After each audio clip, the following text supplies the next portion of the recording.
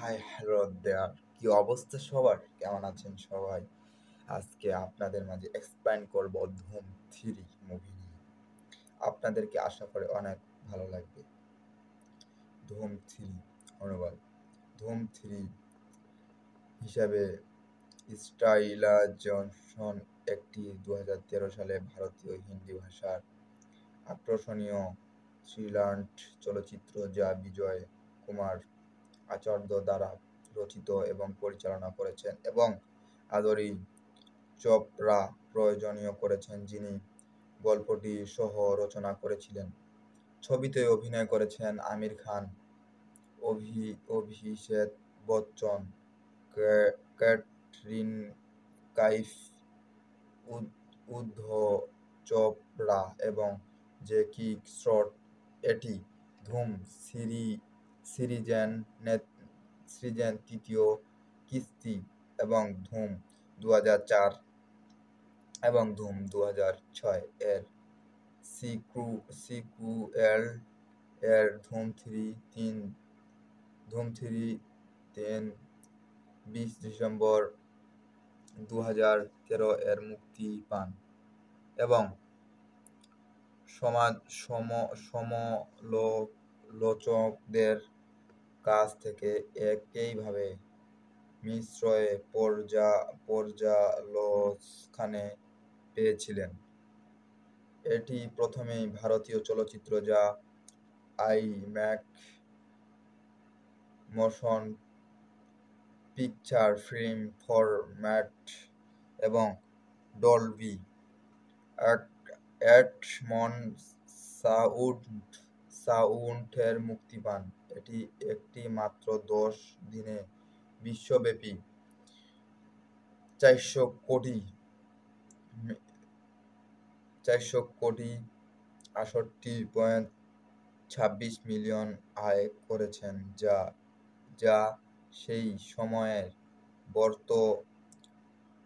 সর্বকালের সর্বোচ্চ আয়কারী ভারতীয় চলচ্চিত্রের পরিবর্তন হয়েছিলেন 585.33 মিলিয়ন, অতিক্রমকারী প্রথম ভারতীয় চলচ্চিত্র হওয়ার আগে ভারতীয় সিনেমা বিভাগে সেলিব্রিটি ডান্সে 2014 সালে ভারতীয় আন্তর্জাতিক চলচ্চিত্র উৎসবের সময় ছবিটি প্রদর্শনীয় হয়েছিল।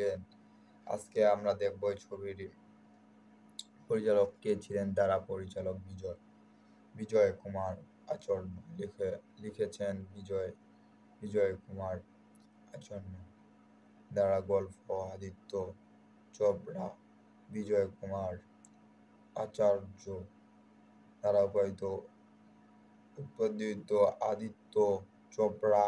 অভিনয় আমির খান, অভিষেক বচ্চন,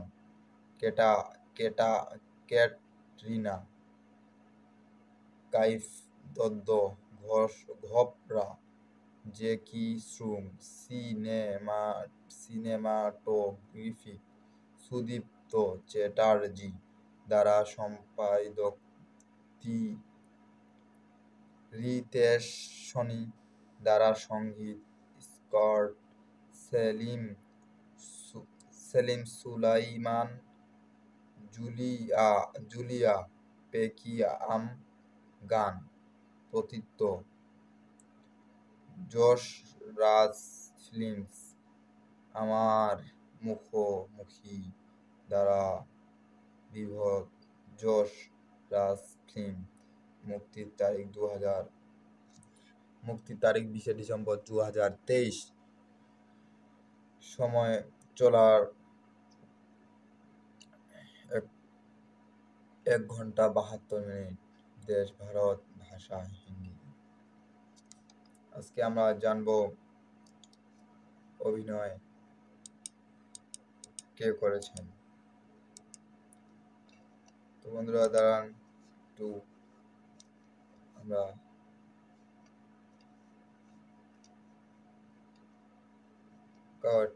সোহিল,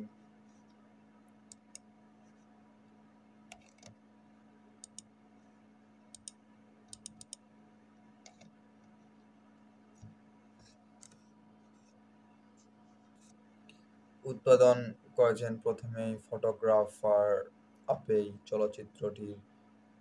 চলচ্চিত্রটির ব্যাপক মিডিয়ার কভারেজ উপভোগ করেছিলেন। ব্রেক অফিসে অসাধারণ সালফার কারণে পূর্ববর্তী কিস্তি ধুম 2 এবং ধুম, যার ফলে দর্শক এবং মিডিয়ার মধ্যে প্রত্যাশা তৈরি হয়েছিল। ধুম চলচ্চিত্রের প্রযোজক আদিত্য চোপড়া নিশ্চিত করেন যে ধুম সিরিজের তৃতীয় কিস্তি 2011 সালের শেষ নাগাদ প্রধান ফটোগ্রাফ শুরু করবেন। প্রাথমিকভাবে প্রযোজক এবং প্রধান অভিনেতা আমির ছবিটির মুক্তি দিতে চেয়েছিলেন 2012 সালে। ক্রিসমাসের উপর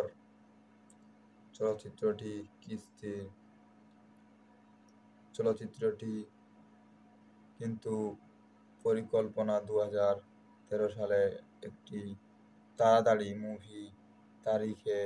মুভি তারিখের পক্ষে বাতিল করা হয়েছিল।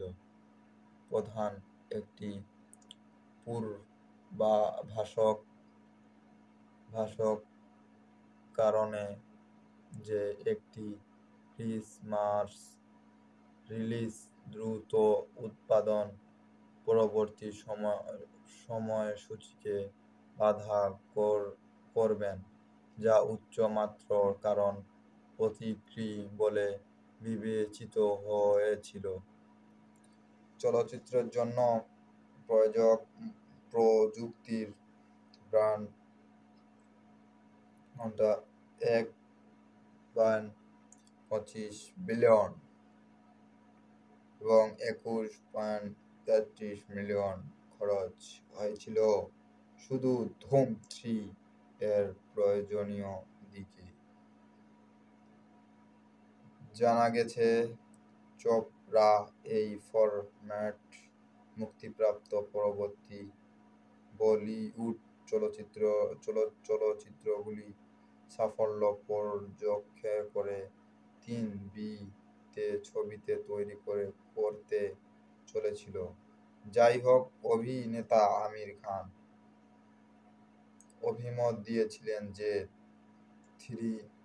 3D প্রযুক্তির জন্য